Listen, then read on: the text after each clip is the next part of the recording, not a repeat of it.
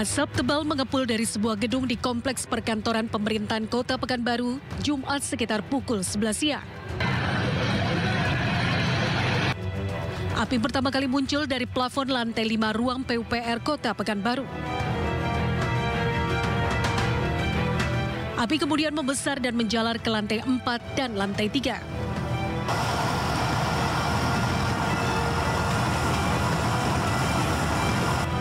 Untuk memadamkan api, sejumlah mobil pemadam kebakaran dikerahkan.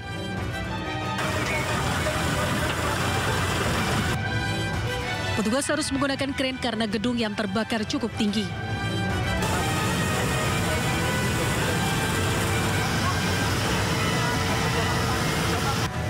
Menurut Sekretaris Daerah Kota Pekanbaru, api menyebar karena material terbakar jatuh ke lantai 4 dan 3. Api berhasil dipadamkan beberapa jam kemudian.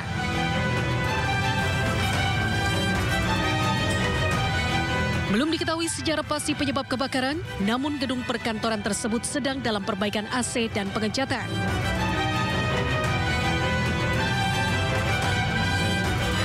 Pihak kepolisian dari Polresta Pekanbaru menyelidiki penyebab kebakaran tersebut. Tidak ada korban jiwa dalam peristiwa ini.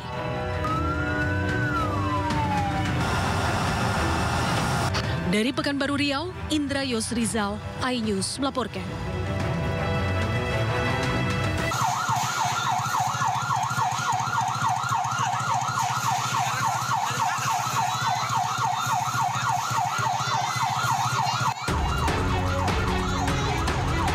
Petugas berjibaku memadamkan api dari 3 unit rumah semi permanen yang berada di Jalan Malik Ibrahim, Asahan, Sumatera Utara. 4 unit mobil pemadam kebakaran dikerahkan ke lokasi untuk mencegah api merambat ke rumah lainnya. Kebakaran itu membuat warga panik dan berusaha menyelamatkan barang-barang berharga mereka. Banyaknya bahan mudah terbakar dari dalam rumah membuat api sulit dipadamkan hingga seluruh isi rumah ludes terbakar dilalap api. Pemilik rumah yang melihat rumahnya terbakar pingsan dan menangis histeris karena tak satu pun barang bisa diselamatkan.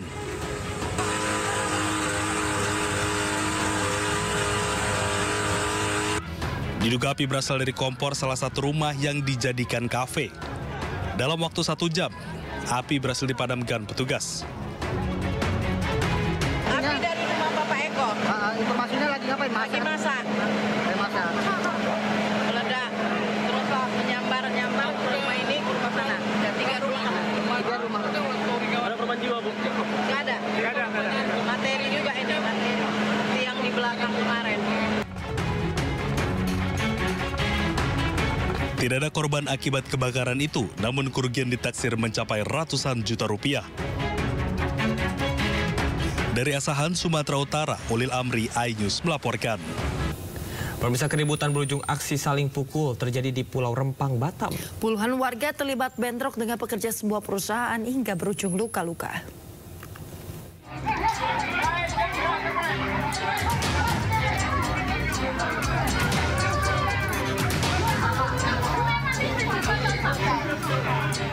Aksi saling pukul tak terelakkan saat puluhan warga mendatangi lahan kosong di Kampung Sungai Buluh, Pulau Rempang, Batam, Kepulauan Riau. Warga menghalau para pekerja dari sebuah perusahaan yang sedang melakukan bersih-bersih lahan.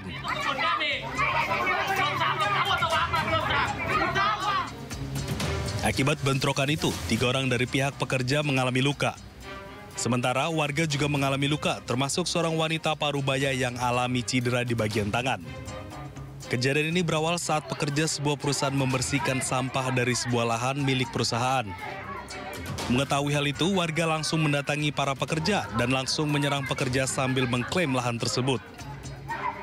Akibatnya, kericuan tak terhindarkan dan menyebabkan banyak korban terluka.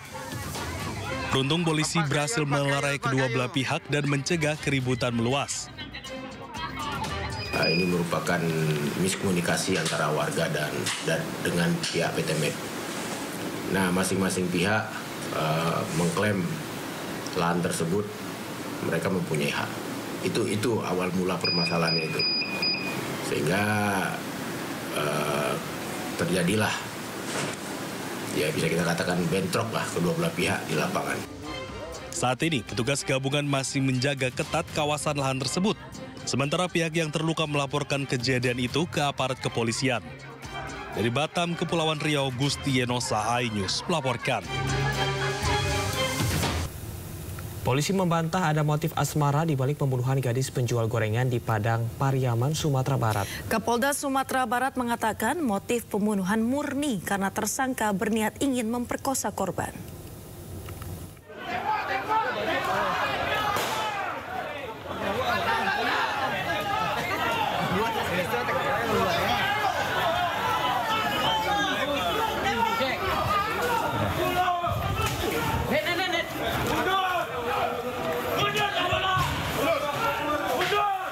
Warga bersama aparat kepolisian menggerebek sebuah rumah kosong di daerah Padang Kabau, Kayu Tanam, Kabupaten Padang Pariaman, Sumatera Barat. Pihak kepolisian mendapatkan informasi dari warga yang merasa curiga akibat rumah yang sering ditinggal penghuninya itu kerap terkunci dari dalam. Usai mendobrak rumah, pihak kepolisian pun akhirnya mendapati IS yang merupakan pembunuh gadis penjual gorengan di atas loteng. IS yang bersembunyi selama 11 hari ini akhirnya harus ditarik secara paksa oleh pihak kepolisian dari atas loteng.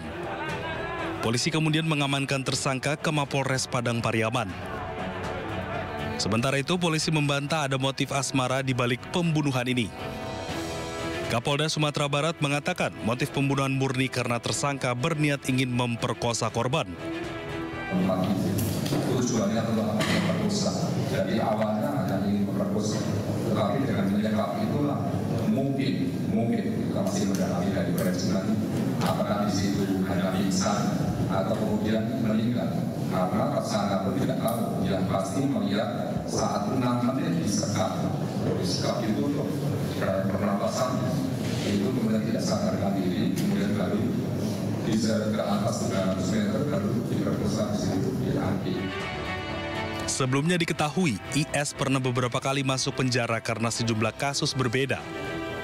IS diduga melakukan pembunuhan dan pemerkosaan kepada NKS yang merupakan pedagang gorengan. Dari Padang Pariaman, Sumatera Barat, Eka Guspriyadi, iNews melaporkan. Badan Narkotika Nasional Republik Indonesia atau BNN berhasil menggagalkan peredaran narkotika jaringan Malaysia. 15.000 gram sabu-sabu dan 10.000 butir pil ekstasi berhasil disita BNN.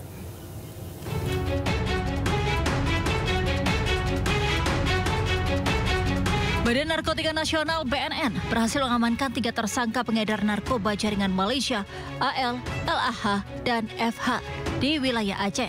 Saat ditangkap, barang bukti berasal dari Malaysia hendak diedarkan di Pulau Sumatera. Penangkapan diawali diringkusnya AL yang membawa sabu-sabu sebanyak 15 kg dikemas ke dalam 15 bungkus teh Cina. Hasil pengembangan, petugas kemudian menangkap LAH dan FH di lokasi berbeda. Kita berhasil menangkap barang bukti sabu sebesar 15.001,6 gram. Tersangka Al kedapatan membawa 15.001,6 gram atau 15 kilo narkotika jenis sabu yang dikemas menjadi 15 bungkus teh China dan disimpan dalam sebuah karung bertuliskan pupuk SP26 serta disembunyikan di dalam sebuah tas.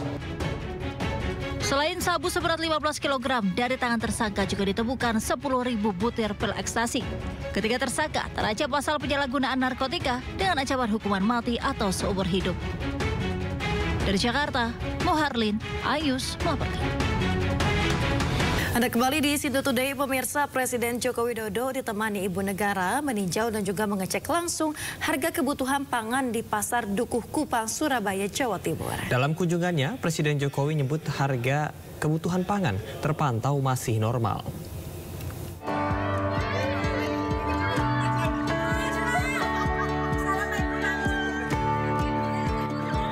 Tiba di Pasar Dukuh Kupang, Surabaya, Jawa Timur, Presiden Jokowi bersama Iriana disambut ratusan warga serta pedagang, dan sebagian diantaranya mengabadikan momen tersebut dengan telepon genggam. Selain memantau langsung harga kebutuhan pangan, Ibu Negara Iriana sempat berbelanja bumbu dapur. Sementara Presiden Jokowi juga sempat membeli buah-buahan. Hampir saja untuk melihat harga-harga. Saya lihat baik semuanya ya. Tadi saya lihat telur, harganya terlalu rendah menurut saya, 24.000. Kemudian cabai rawit 35.000, saya kira harganya udah. Mungkin pasokannya terlalu banyak. Dalam kunjungannya, Presiden juga membagikan kaos dan sembako kepada pedagang pasar dan warga. Selain meninjau harga di pasar Surabaya, Presiden Jokowi juga diagendakan akan menghadiri acara pernikahan putra Kofifa Indar Parawansa, bakal calon gubernur Jatim Petahana di Masjid Al-Akbar Surabaya. Dari Surabaya, Jawa Timur, Hari Tambayong, iNews melaporkan. Pemirsa, Menteri Pertahanan yang juga Presiden terpilih Prabowo Subianto berkunjung ke Manila, Filipina. Prabowo diagendakan bertemu dengan Presiden Filipina, Ferdinand Romualdez Marcos Jr. atau Bongbong Marcos. Dengan menumpangi pesawat kenegaraan, Menteri Pertahanan Prabowo Subianto tiba di Villamor Airbase Manila pada Kamis malam. Kedatangan Prabowo disambut dengan upacara kehormatan dan diterima oleh Komandan Instalasi Udara dan Komandan Pengembangan Pangkalan Angkatan Udara Filipina Pablo Rustina. Prabowo diagendakan ini bertemu dengan Presiden Filipina Ferdinand Romualdez Marcos Jr. atau Bongbong Marcos di Istana Malacanang, Manila hari ini. Kunjungan Menhan Prabowo ke Filipina ini menjadi bagian dari komitmennya dalam memperkuat kerjasama pertahanan di wilayah Asia Tenggara dan membangun kemitraan yang strategis antara Indonesia dan Filipina.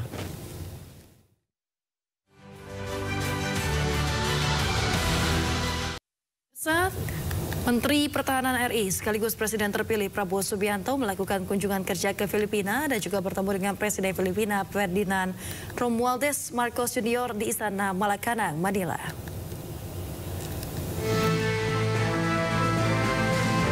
Dalam pertemuan tersebut, Prabowo menyorot perihal hubungan Filipina dan Indonesia, di mana kedua negara perlu senantiasa saling mendukung serta menjalin kerjasama. Prabowo mengungkapkan, kunjungannya merupakan salah satu bentuk tradisi beramah tamah sebelum dirinya menjabat sebagai Presiden Indonesia.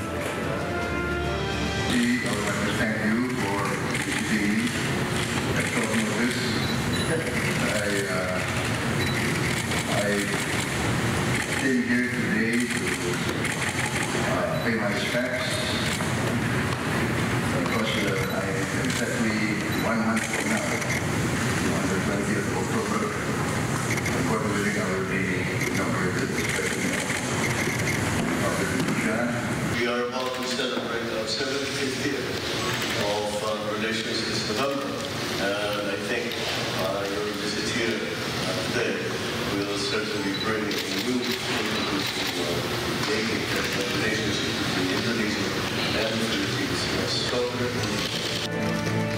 Dalam pertemuan ini, Prabowo menegaskan bahwa Indonesia dan Filipina merupakan mitra strategis, khususnya di bidang pertahanan. Sementara Marcos Jr. menyampaikan dirinya berharap Prabowo sukses memimpin negara dan mampu membawa Indonesia menjadi negara yang lebih maju di masa depan. Pemirsa, DPR mengesahkan perubahan Undang-Undang Kementerian Negara yang akan membuat Presiden terpilih Prabowo Subianto lebih leluasa untuk menyusun kabinetnya. Ya, jumlah kementerian yang ditetapkan akan disesuaikan dengan kebutuhan Presiden.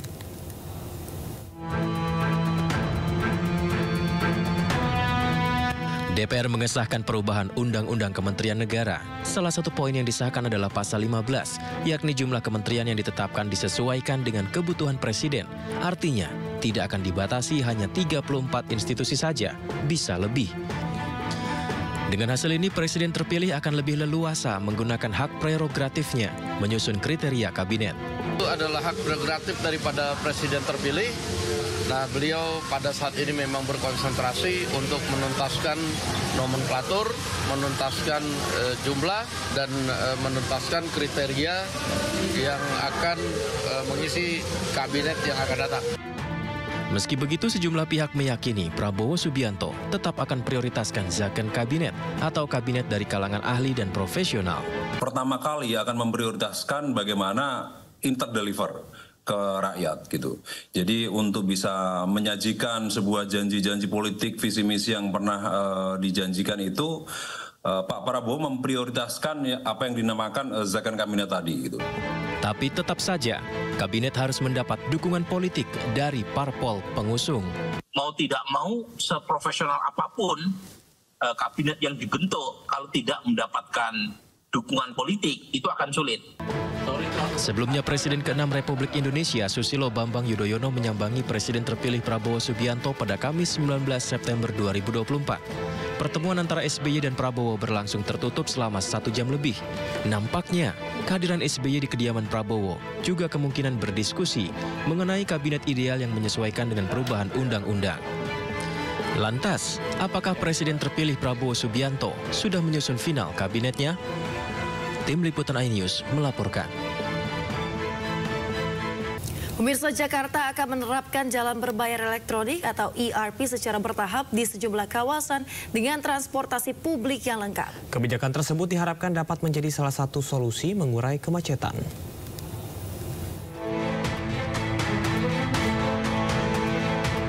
Pemerintah Provinsi DKI Jakarta hingga kini terus mematangkan kebijakan jalan berbayar elektronik atau Electronic Road Pricing (ERP).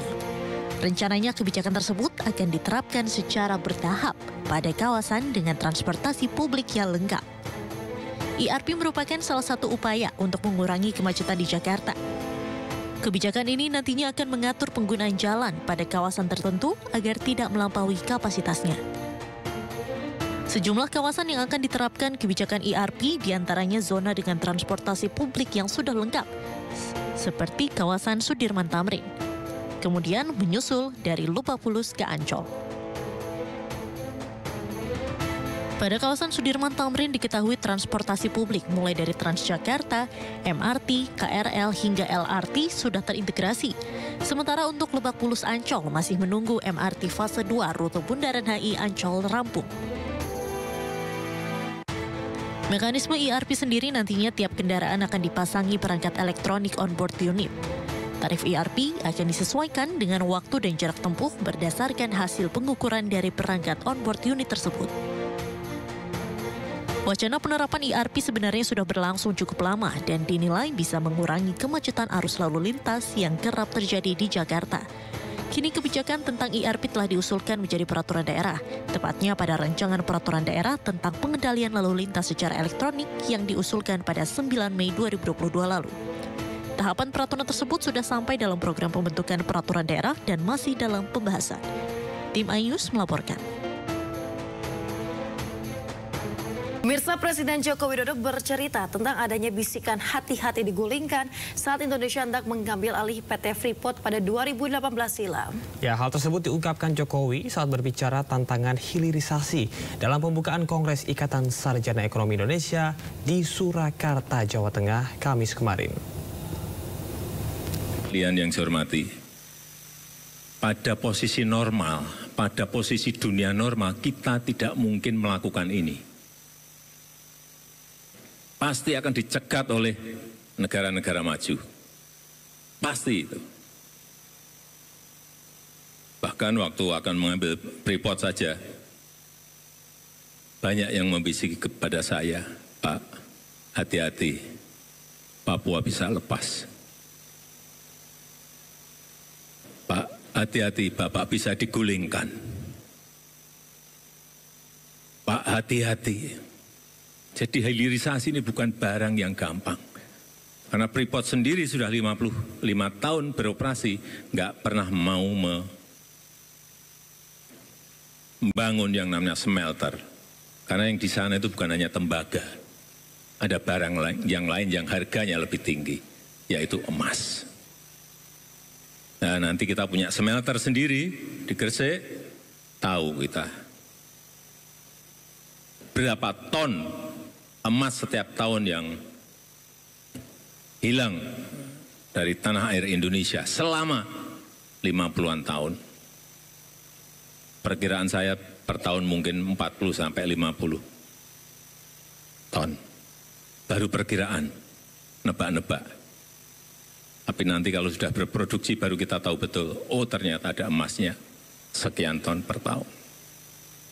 Jadi kalau tadi bisikan ke saya ya tadi, ya karena Pemirsa, Pansel KPK lakukan tes seleksi wawancara untuk menyaring Dewan Pengawas KPK. Tes wawancara ini dilakukan untuk mengulik dan mengklarifikasi rekam jejak calon Dewan Pengawas.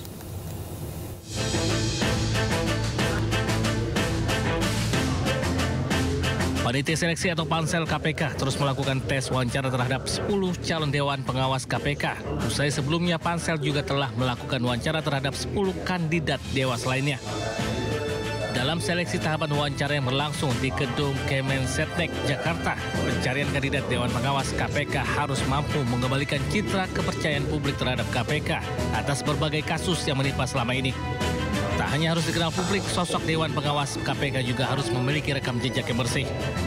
Saya terundang untuk masuk berdasarkan karena pengalaman saya menjadi Dewan Pengawas itu susah-susah gampang gitu ya.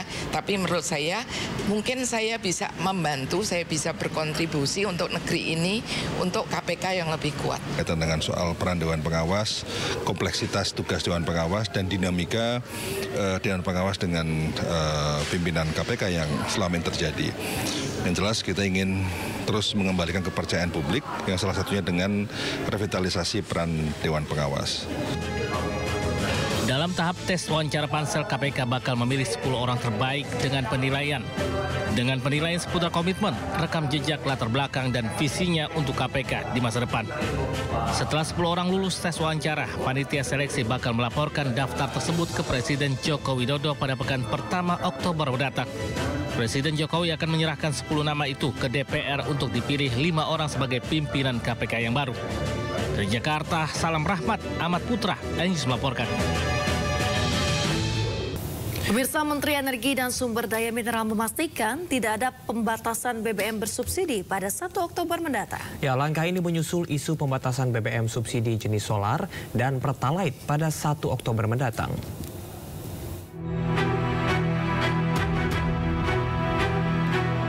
Menteri Energi dan Sumber Daya Mineral atau ESDM Bahlil Lahadalia memastikan rencana pembatasan bahan bakar minyak atau BBM jenis Pertalite dan solar pada 1 Oktober belum akan terrealisasi. Bahlil menyebutkan pihaknya saat ini masih menggodok formulasi yang tepat dan berkeadilan. Hal ini diharapkan agar subsidi yang diterapkan tepat sasaran, khususnya bagi petani dan nelayan.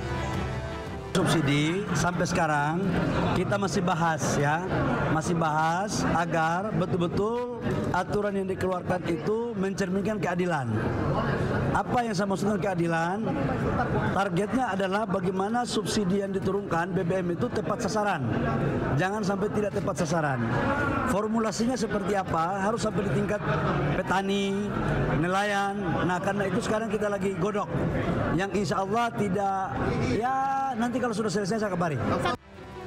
Sebelumnya, rencana pembatasan BBM bersubsidi digaungkan oleh Menteri Energi dan Sumber Daya Mineral Bahlil Lahadalia dan diterapkan pada 1 Oktober mendatang.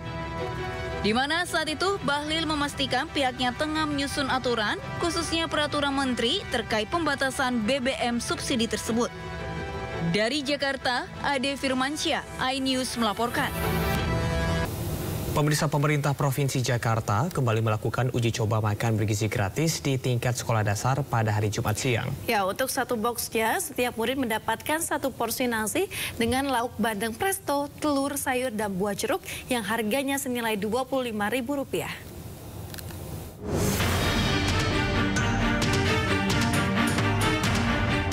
PJ Gubernur Jakarta Heru Budi Hartono dan jajarannya kembali melakukan uji coba makan bergizi gratis di tingkat sekolah dasar hari Jumat kemarin. Sebanyak 700 box makanan dibagikan untuk murid-murid di SDN Wijaya Kusuma 05 dan 07, Grogol, Petamburan, Jakarta Barat. Setiap murid mendapatkan box makan bergizi ini yang berisikan 1 porsi nasi dengan lauk bandeng presto, telur, sayur, dan buah jeruk. Untuk harga per boxnya senilai Rp25.000.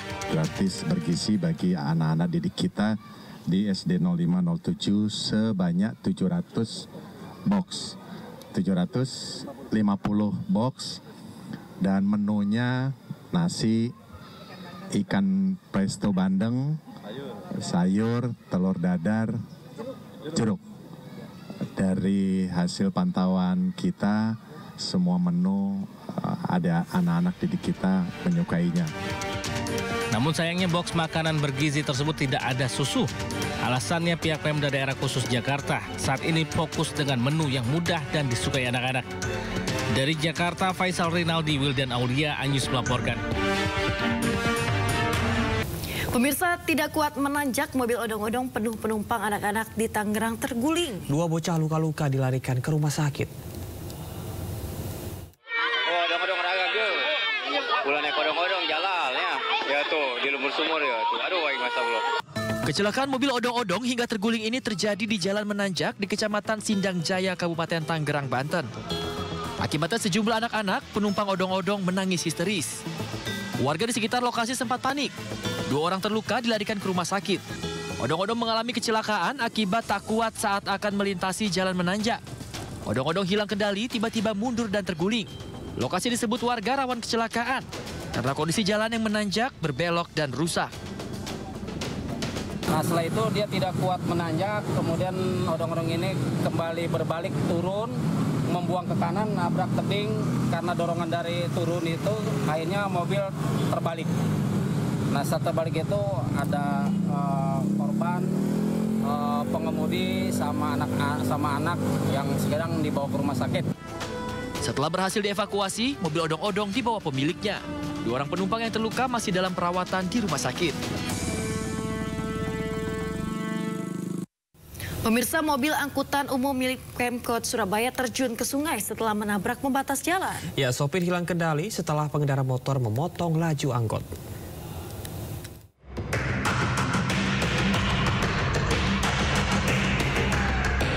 Angkutan umum warawiri milik pemerintah kota Surabaya terjun ke sungai di kawasan Jalan Mendokan Sawah. Kecelakaan diduga karena sopir kaget setelah seorang pengendara motor memotong jalur kendaraan. Mobil yang membawa 2 orang penumpang langsung terjun ke sungai setelah menabrak pagar pembatas jalan. Mungkin dipotong sama sepeda motor dan saya kan posisi agak mepet di pagar gitu ya. Akhirnya saya kaget, saya banting kanan dan itu masuk itu. Mobil dievakuasi 2 jam kemudian setelah Dinas Pemadam Kebakaran dan Penyelamatan mengerahkan alat derek. Selama proses evakuasi, polisi menutup 1 jalur kendaraan. Dari Surabaya, Jawa Timur, Yuda Prawira, iNews melaporkan. Pemirsa, saatnya kita simak pantauan arus lalu lintas dan kami telah terhubung dengan Brigadir Treslinda dari NTMC Polri yang kini berada di kawasan ASMK, Jakarta Barat. Halo Brigadir Treslinda, bagaimanakah pantauan arus lalu lintas dari tempat Anda melaporkan saat ini? Silakan.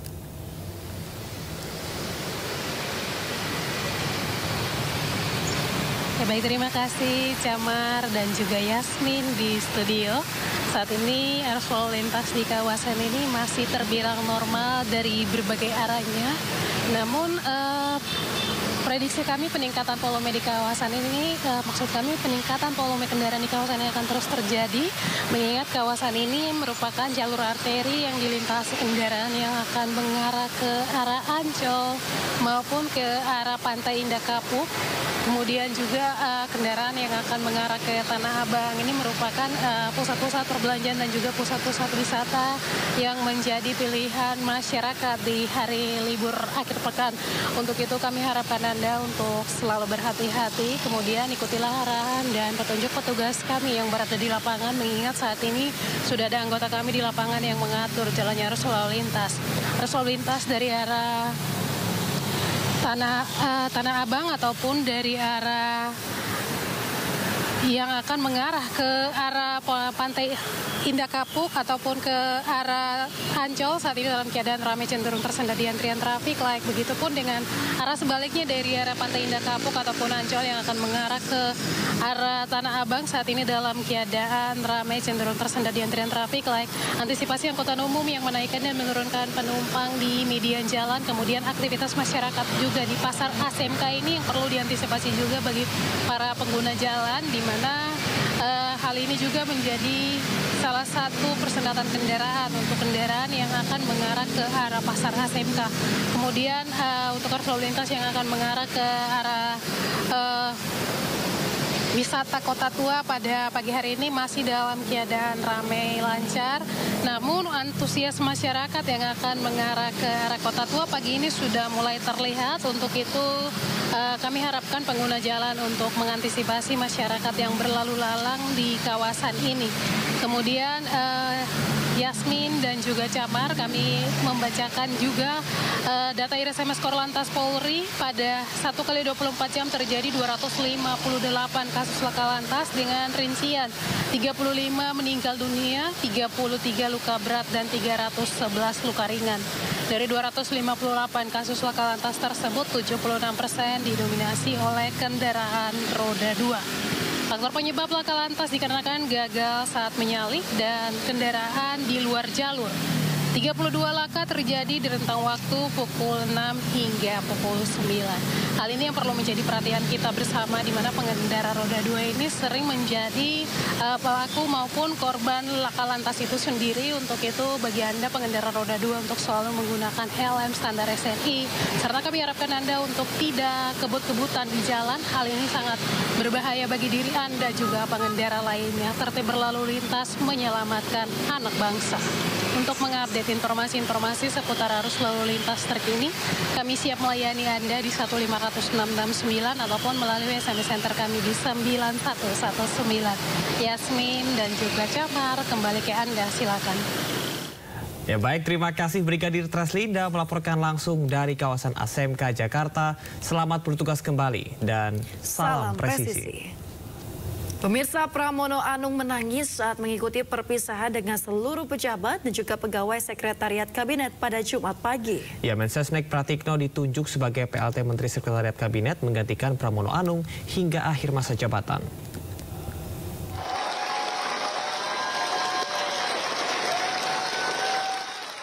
Sekretaris Kabinet Pramono Anung menggelar agenda perpisahan dengan jajarannya di Wisma Grida Bakti, Jakarta. Saat tiba di lokasi, Pramono Anung yang hadir bersama istri mendapat sambutan meriah dari seluruh pejabat dan pegawai sekretariat kabinet. Dalam sambutannya, Pramono berterima kasih kepada seluruh jajaran yang telah membantunya, terutama saat masa pandemi COVID-19. Bahkan, di akhir sambutannya, Pramono sempat menitikan air mata saat berpamitan dengan pegawai sekretariat kabinet.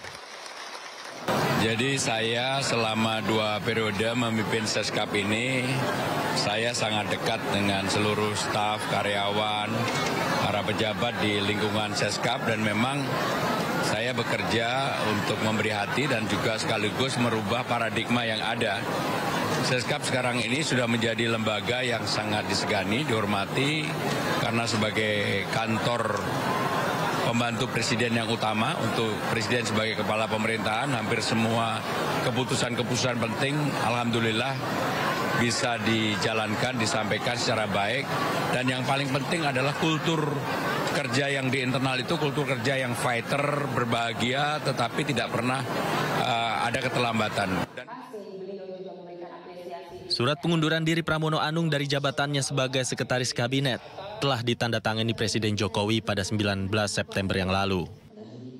Presiden menunjuk Mensesnek Pratikno sebagai PLT Menteri Sekretaris Kabinet hingga akhir masa jabatan.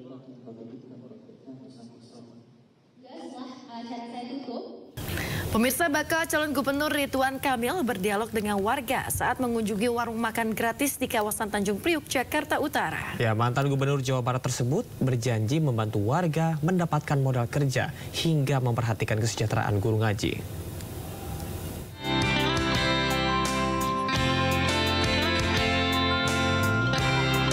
Kedatangan Ridwan Kamil disambut antusias warga yang didominasi emak-emak di kawasan Warakas, Tanjung Priok pada Jumat pagi.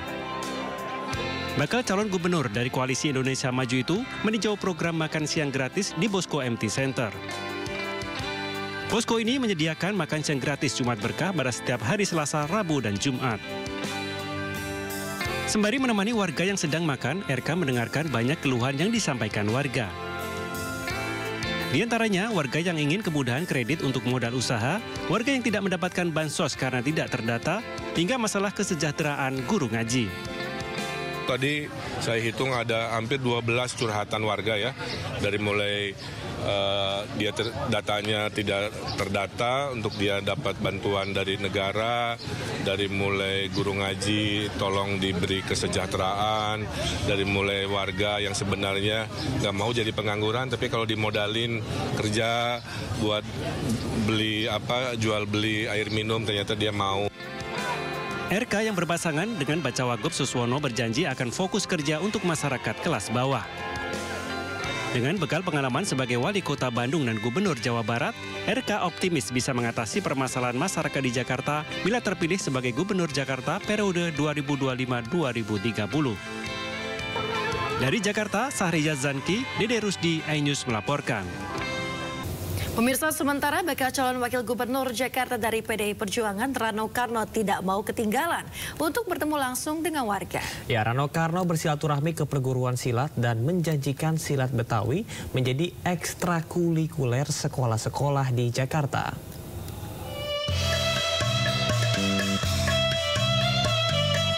Dua ondel-ondel serta ledakan petasan mengiringi kedatangan bakal calon wakil gubernur Jakarta Rano Karno saat silaturahmi ke perguruan silat Pusaka Jakarta.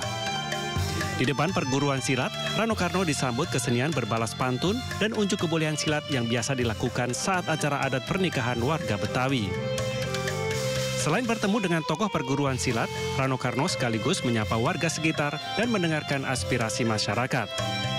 Dalam kesempatan berdialog dalam suasana santai tersebut, politisi PDI Perjuangan ini menjanjikan seni bela diri silat Betawi dimasukkan sebagai ekstrakurikuler untuk anak-anak sekolah di Jakarta. Janji Rano Karno yang bertujuan melestarikan budaya Betawi tersebut mendapat sambutan baik dari warga. Nah mudah-mudahan saya bilang kalau memang abang dipercaya jadi wakil gubernur, pencak silat akan abang masukkan ke dalam ekstrakurikuler untuk anak-anak ini. Agar mereka tahu budaya. Pencak silat itu bukan hanya seni bela diri, tapi ada budaya di situ. Artis sinetron dan film Sidul anak sekolahan itu juga menyoroti adanya balai rakyat yang dibutuhkan warga untuk mendukung keperluan masyarakat setempat agar tidak mengganggu akses jalan umum. Dari Jakarta, Indra Setiabudi, iNews melaporkan. Pemirsa, terima kasih Anda masih di Sido Today bersama dengan saya Camar Haina dan Yasmin Atania. TNI menggelar sejumlah rangkaian acara menjelang HUT TNI ke-79, salah satunya yakni Navy Fair yang digelar di kawasan Monas, Jakarta. Ya, untuk mengetahui informasi terkini kita sudah terhubung dengan rekan Faisal Rinaldi di kawasan Monas, Jakarta. Halo Faisal, apa saja keseruan di Navy Fair yang digelar di Monas akhir pekan ini? Ya, Camar, Yasmin dan juga pemirsa, memang cukup seru di Silang Monas pada pagi ini. Nah, memang untuk saat ini antusias dari masyarakat ataupun pengunjung di Navy Fair 2024 sangatlah tinggi. Kita akan mencoba tanya dulu ya ke salah satu atau ke beberapa pengunjung yang ada di sini. Halo, selamat pagi adik-adik. Perwakilan dong satu yang mau ngomong siapa? Halo adik, ini dari sekolah mana nih kalau boleh tahu nih? SMP YMIK, SMK YMIK. SMK YMIK ini kesini untuk ngelihat pameran alutsista. Gimana perasaannya atau gimana gambaran yang bisa dijelasin? Senang, seru, ya dapat motivasi dari ini tentara. Ya. Paling keren tuh apa sih menurut kamu? Tugu Monasnya. Nah, ini kan tadi ada beberapa alutsista ya nih, kayaknya di belakang kita ada tank, terus juga ada lain sebagainya. Yang paling menurut kalian keren tuh apa sih di sini? Wah, ininya sih Pak. Ini Pak. Tank. Orangnya keren, TNI-nya Pak. Ini keren, keren banget TNI-nya. Kita juga bisa foto di atasnya juga. Ya. Kasih kesempatan buat naik ke atasnya, terus foto sama TNI-nya juga. Jadi senang aja gitu. Mungkin dari adik-adik ucapannya dong untuk TNI untuk TNI ini kan tadi nanti 5 Oktober bakal ulang tahun ya. Ucapannya gimana nih? Ya, ucapannya terus semangat, jangan sampai jangan ini patah semangat, pokoknya terus gitu. Menjaga Indonesia. Terima kasih. Dilanjut ya. Ya, Camar, Yasmin, dan juga pemirsa, memang tadi sejumlah antusias dari masyarakat atau tadi anak sekolah yang tadi kami mewawancarai bagaimana antusias mereka untuk mengunjungi Nafi Fair 2024. Nah, kita akan melihat-lihat sedikit, Camar, Yasmin, dan juga pemirsa. Untuk ini yang di belakang saya ada alutista dari TNI AD yang bernama Tank Pandur, di mana ini untuk ukurannya jika bisa kita gambarkan adalah 8x8. Nah, ini untuk masyarakat yang berkunjung ke Silang Monas atau untuk mengunjungi Nafi Fair 2024 juga bisa atau diberikan kesempatan untuk menaiki sejumlah alutista yang ada di sini. Kemudian juga masyarakat juga diperbolehkan untuk mengambil foto ketika menaiki sejumlah alutista yang ada di sini. Nah, selain itu, Camar, Yasmin, dan juga pemirsa, memang selain alutista yang dilakukan pameran, ada sejumlah acara menarik lainnya yang ada di Silang Monas pada hari ini. Di antaranya adalah nanti ada pesta rakyat, kemudian juga ada dapur umum, dan lain sebagainya. Nah, untuk acara atau pesta rakyat Nafi Fair 2024 ini memang akan berlangsung selama 2 hari atau pada tanggal hari ini 21 sampai dengan 22 September 2024, di mana rangkaian ini merupakan rangkaian menjelang HUT Tentara Nasional Republik Indonesia atau TNI yang ke-79 yang akan jatuh pada 5 Oktober 2024 nanti. Demikian, Camar, Yasmin, kembali ke Anda.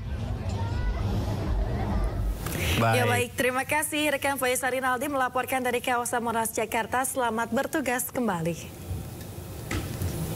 Pemirsa, closing ceremony PON ke-21 Aceh Sumut 2024 sukses digelar di Stadion Utama Sumatera Utara. Ya, berbagai pertunjukan dan penampilan memeriahkan penutupan ajang olahraga terbesar di Indonesia.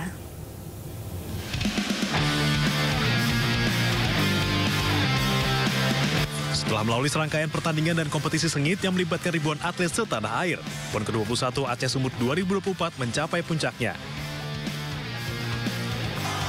Closing ceremony PON ke-21 Aceh Sumut 2024 digelar megah di Stadion Utama Sumatera Utara Jumat malam.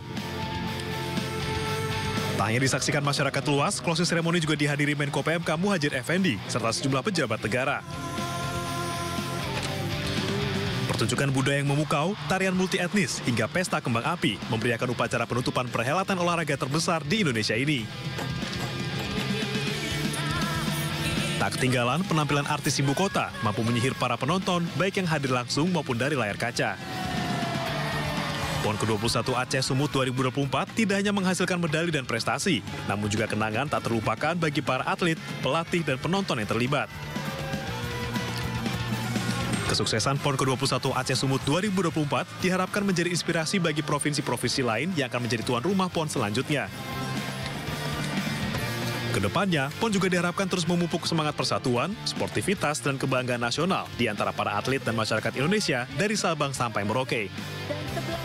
Dari Deli Serdang, Sumatera Utara, tim iNews melaporkan. Yasmin, semarak PON ini begitu terasa ya, ada lebih dari 60 cabang olahraga yang diperlombakan, dan memang salah satu tujuan dari PON yang digelar setiap tahunnya ini tentunya untuk bisa menyamaratakan ataupun juga membuat setiap daerahnya ini untuk fasilitas olahraganya semakin sama dan juga memiliki fasilitas yang memadai begitu. Betul sekali, dan juga selamat untuk Jawa Barat ya menjadi juara umum dalam penyelenggaraan PON ke-21 Aceh Sumatera Utara. Wih, ini kamu orang Jawa Barat juga ya? Anda juga orang Jawa Barat bukan? Luar biasa potensi yang memang dimiliki oleh para atlet Jawa Barat, dan tentunya mudah-mudahan ini bisa menjadi contoh untuk provinsi lain sehingga dipersiapkan menuju ke ajang olahraga tidak hanya di skala nasional namun juga skala internasional. Betul sekali. Pemirsa, kontingen Jawa Barat menutup PON ke-21 Aceh Sumatera Utara sebagai juara umum. Ya, Jawa Barat ini memuncaki klasemen akhir perolehan medali dengan 195 medali emas dari total 538 medali.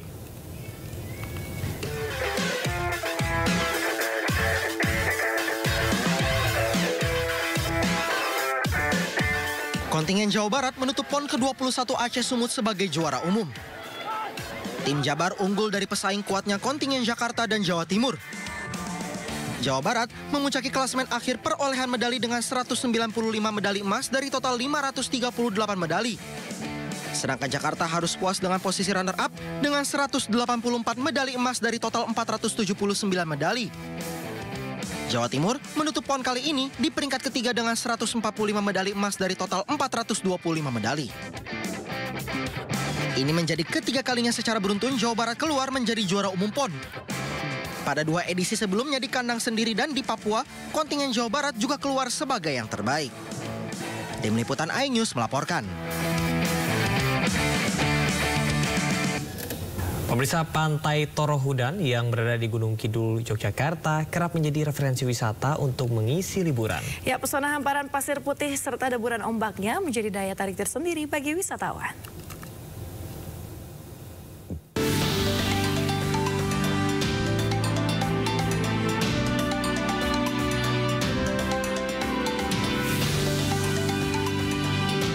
Panorama alam yang begitu indah serta suasananya yang asri membuat Pantai Torohudan di Desa Kanigoro, Kecamatan Saptosati, Gunung Kidul, Yogyakarta menjadi istimewa.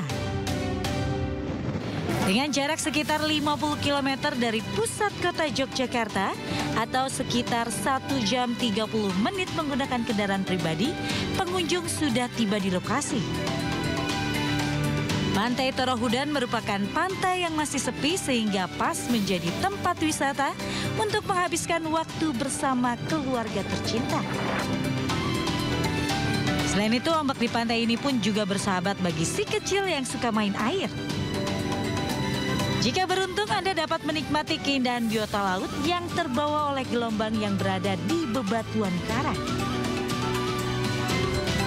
Hamparan pasir putih di sepanjang bibir pantai cocok digunakan bersantai hingga berkemah.